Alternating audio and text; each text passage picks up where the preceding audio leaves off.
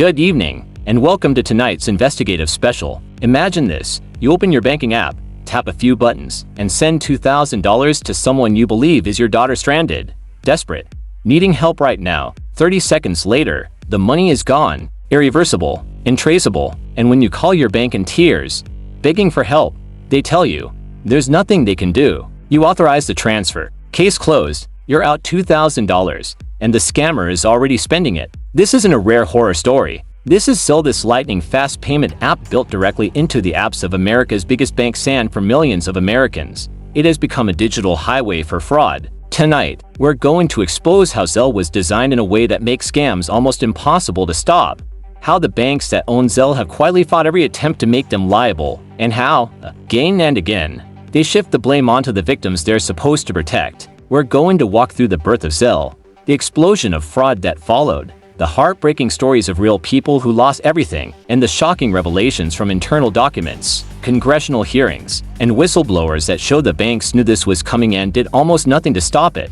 Let's begin at the very beginning. In 2017, America's largest banks, Morgan Chase, Bank of America, Wells Fargo, and dozens more faced a mortal threat. It was called Venmo, owned by PayPal. Venmo was eating their lunch with free, instant, person-to-person payments, especially among millennials. The banks were losing the daily payment war, and they knew it, so they did what giant institutions do. They banded together. They created a joint venture called Early Warning Services, the same company that runs credit fraud alerts, and in June 2017, they launched Zelle. The pitch was irresistible, faster than Venmo, built right into your existing banking app.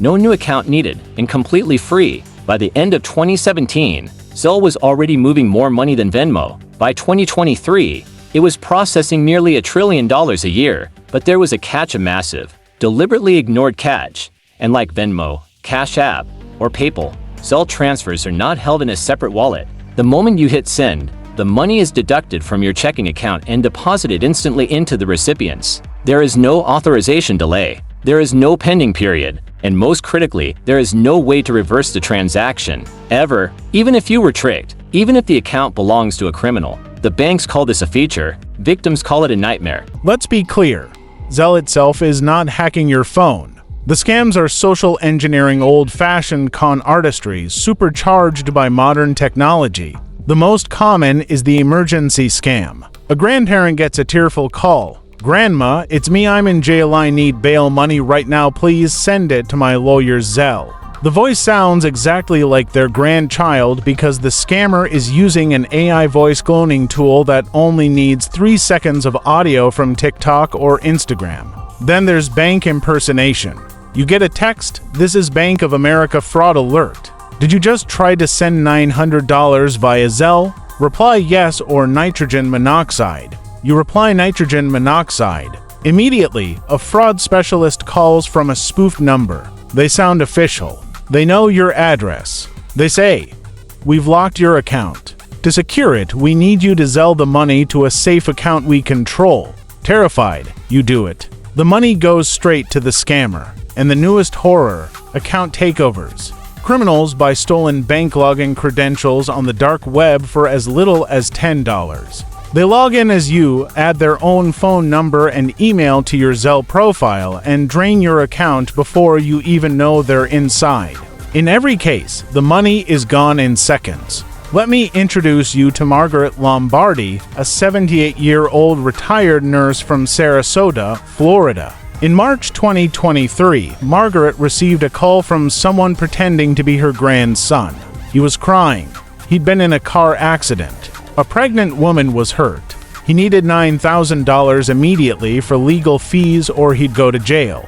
The lawyer got on the phone next, calm, professional, terrifying. Margaret sent the money in 3 Zelle transactions from her Truist bank account. When she realized she'd been scammed, she called Truist in hysterics. The branch manager told her, and this is a direct quote from the recorded callee mum, "Zelle is like handing cash to someone on the street. Once it's gone, it's gone." Truist refused to reimburse a single penny. Margaret lost her entire savings buffer. She now lives on Social Security alone, or take Douglas Poole, a 45-year-old construction manager in Atlanta. In 2024, criminals used stolen credentials to take over his Chase account while he slept. They zelled out $23,000 to mule accounts in under 4 minutes. Chase's response: "You must have fallen for a phishing scam that gave away your password." Douglas had two-factor authentication turned on. He had never clicked a suspicious link. Chase still denied his claim. These are not isolated cases. According to a Senate Permanent Subcommittee on Investigations report released in 2024, Zelle fraud complaints exploded from fewer than 2,000 in 2019 to over 380,000 in 2023. And those are just the ones reported directly to the banks. The real number is estimated to be in the millions. Here's the part that should infuriate you. Internal documents obtained by Senate investigators show that as early as 2017, the year Zelle launched, bank executives were warned by their own fraud teams that the irreversible nature of Zelle transfers would make it a magnet for scams. One Wells Fargo risk officer wrote in an email, and I quote, "We are going to have a significant authorized fraud problem that we will not be able to reimburse under Regi." Regulation is the federal law that requires banks to reimburse customers for unauthorized transactions. But the banks immediately classified almost all Zelle scams as authorized because the victim physically entered their password and pressed send even if they were tricked into doing so. That one word, authorized, became the bank's get-out-of-jail-free card. By 2021, Morgan Chase's own data showed that 1 in every 500 Zelle transactions was reported as fraud.